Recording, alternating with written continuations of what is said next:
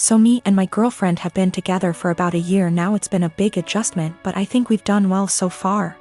I had 2 kids before her and she isn't used to kids, but I think she's doing well and I think my kids really like her. I'm a widower. My wife passed away a few years ago from cancer. It definitely hit me like a truck and took me a while to recover from. It took me a really long while to get back out there, but I eventually did a few years ago. My daughter is 13. She is in middle school now and is obviously growing. So usually on Thursdays after I drop off my kid and I do some chores, me and my girlfriend usually have a lunch date. Just so you know, this is not at all something that happens all the time. I try my best to be both mom and dad, but I'm still figuring it out. Lately my daughter been moody and very emotional. I had a thought that it could be her period because she's getting to that age on Thursday. A few hours after I dropped her off, I got a call from my daughter, and soon after the school, because she had ended up getting her period in school. She was really upset and crying, and she said that she was really embarrassed. I quickly went to go pick her up and shot my girlfriend a text that I couldn't make it and had to go pick up my daughter. I was low-key freaking out, and that's why I was pretty brief, so I rushed over there really quickly to go pick her up. She was in tears. I brought her home. She got cleaned up. My girlfriend came home while she was in the shower and I explained the situation, but she was still mad. I really wasn't expecting her to be mad. I don't really feel that I stood her up. I still sent her a text. It was really just under heat of the moment and I was really focused on one thing, and it was an honest mistake. She lost it on me, saying that it was a move to leave her hanging like that and not even answer the phone when she was calling her to see why I set her up. I never received a call from her. If she did, I triple-checked. I said I apologize for that, but I was in a rush to go to the store before I went to go pick up my daughter and I was just focused on one thing. She said that it wasn't an excuse to stand her up. She said that it was just a period. The school gets her a change of clothes and a pad, they have it there, and it wasn't an excuse to be so disrespectful because she was taken care of. I tried saying that she probably just wanted to be in the comfort of her own home and she was really embarrassed, so I should go pick her up. She's still really upset at me, but I really don't get why, given the circumstances. I feel like this was justified. Then I stopped arguing with her to go check on my daughter because she was out of the shower. Me and her talked and everything, and now she's okay. My boyfriend started asking to join me in my girls' night in. Every time I tried to say no, he'd be like, I have to join or you'll have to cancel. It made me and the girls miserable having to sit there with him in the middle. This past Friday he insisted to join us again. I had enough. I came up with an idea to get him to hate hanging out with us. Made a plan and told the girls what we were going to do, and they were down for OT.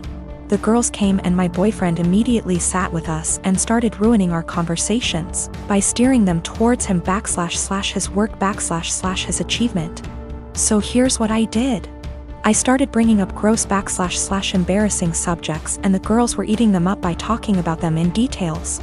Subjects like sevks, periods, his most sensitive spot, cramp diarrhea, hairy legs, fart getting trapped in the vulva and coming out the front, squeezing shit out of our faces, cramp diarrhea, dirty underwear, and again, cramp diarrhea. We talked about this stuff in boring details, like I could feel his discomfort without even looking at him. But God, when I turned to see why, he got quiet suddenly. He was getting red in the face and had sweat all over his forehead. I bet he found himself unable to relate to this subject, thus couldn't take part in the conversation. He got up from the couch ready to head out. I looked at him and asked where he was going, and he was like, I just remembered that I have an important meeting with a guy in about 10 minutes and I have to go now. He rushed out telling us to have fun. The girls and I started laughing hysterically. He came home and berated me, saying I made him feel uncomfortable / sick with the horrible subjects I kept bringing. I said, what you talking about? This is the typical stuff girls talk about all the time, but he insisted I made him upset and caused him to leave. He declined to speak to me and been quiet since then. This is his apartment. He tells me who is and isn't allowed to come, and I thought this was fine since it's his place. Though I help with the bills, but he makes so much more as the head of security in his company, so that's that. I just can't believe how dense and blind I've been to his negative ways. He's still giving me the silent treatment, and I've decided it's just a lot to take. And so I'm temporarily moving in with one of the girls and will now be definitely reconsidering few things. I am one of 4 kids. My older brother P, who I no longer have any contact with, my younger brother J, who is no longer with us, and my youngest sister K. Recently P's children, 2 girls and 1 boy, all in their late teens and early 20s, reached out to me and expressed a desire to have a relationship. I have 0 contact with their father and swore that I would beat him black and blue if I ever saw him again. My oldest brother P was always the golden child. No matter what he did, my parents always had an excuse for why it was not his fault. Bad grade? Teacher had it out for him. Cheating on every single one of his relationships? Good thing you did it to her before she did it to you. That one was my personal favorite.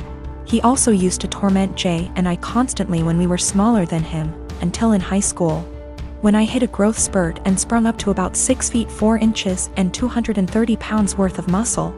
After that I became the typical jock type. Played football, partied, bunch of friends, etc. Well, my younger brother, Jay, didn't get as lucky and stayed pretty small and scrawny throughout high school and college, only getting up to about 5 feet 8 inches, and didn't have a super active social life. Despite the difference in our schooling experience, I was always very protective of Jay, especially since we were always having to put up with P's bullshit, which stopped once he realized I could pound him into the ground and not break a sweat, as he was also a lot smaller than me at only 5 feet 10 inches. Not much to say about Kay. She was a great younger sister and P didn't dare mess with her or he would incur the wrath of our mother. So, in the late 90s, Jay met his first real girlfriend, A, and was over the moon about her. He spent every spare moment with her, and when he wasn't with her, he would do nothing but gush about her. I had never seen him so happy. Well, one day, he comes to us, all smiles, and announces that A is pregnant and they are expecting. The mood quickly turned, however, when a week later it came out that A had been cheating on Jay for the duration of their relationship with our older brother P. This broke my brother, and of course P, being the golden shit that he is, didn't even get a disappointed glance from our parents. To this day I have never seen someone look so broken as Jay had looked the last time I saw him. I believe his heartache was only compounded by the fact that my parents basically told him to get over it and be happy for our brother. Well, about a week after this revelation came to light, Jay took his own life. I had never been so sad and angry at the same time in my entire life.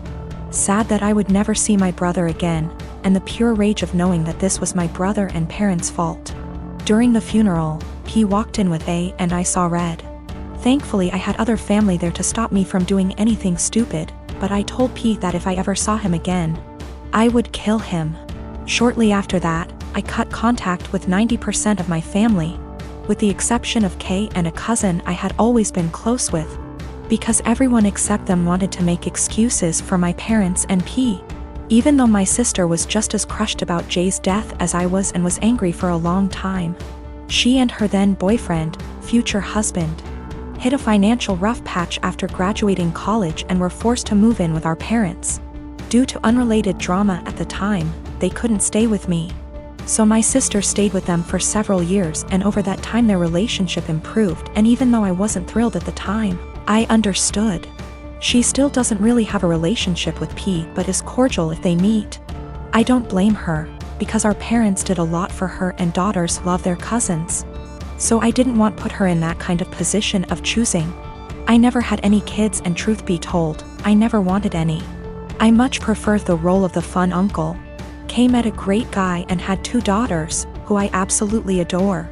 P had 2 more kids with A before cheating on her and splitting, and I've never met any of them.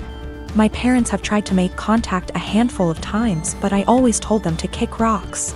So last week, I'm chatting with Kay's daughters, 19 and 17. And they mentioned that their cousins have wanted to meet me for a long time and were hoping I would be willing to meet them as well. I don't believe they know everything that transpired between their dad and I, but I would be lying if I said I never had any desire to meet them. University is starting back soon, so many of my friends started moving back to town. I am 17 female, live in a house with 5 friends. I wasn't born in the UK but moved here with my parents when I was 17. We come from another European country, so I speak my native language, English, which is far from perfect. I've been learning Spanish and English since I was little, and my Spanish is better than my English.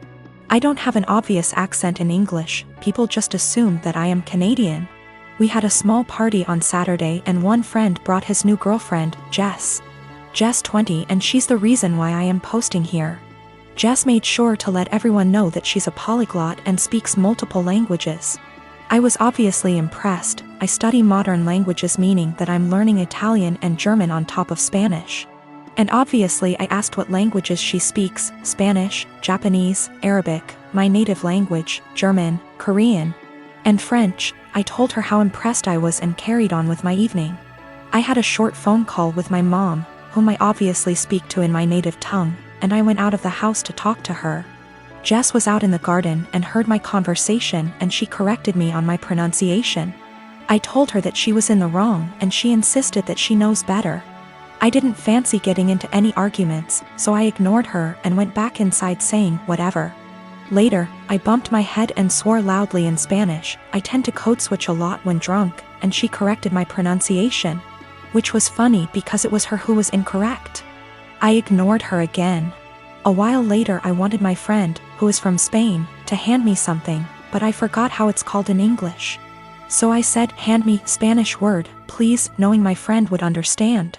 Jess decided to correct me again, using completely incorrect word. My friend and I looked at each other, and me being drunk, I lost any self-control I had. I spoke to Jess in Spanish asking her what the hell she thinks she's doing. And she looked at me telling me that my Spanish was so wrong that she didn't understand a word. It wasn't, but okay. So I told her the same thing in my native tongue. To which she replied with the same thing. I laughed at her and told her it's my native language and she really shouldn't lie about being a polyglot and correcting people when she doesn't actually speak those languages. She was fuming. She tried to grab her boyfriend's hand and leave with him, but he was too drunk to care and just said, told you to stop lying.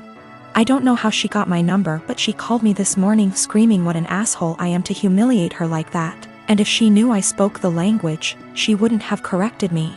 I do feel bad now. I realize how humiliating this must have been for her, but on the other hand, she shouldn't have been lying.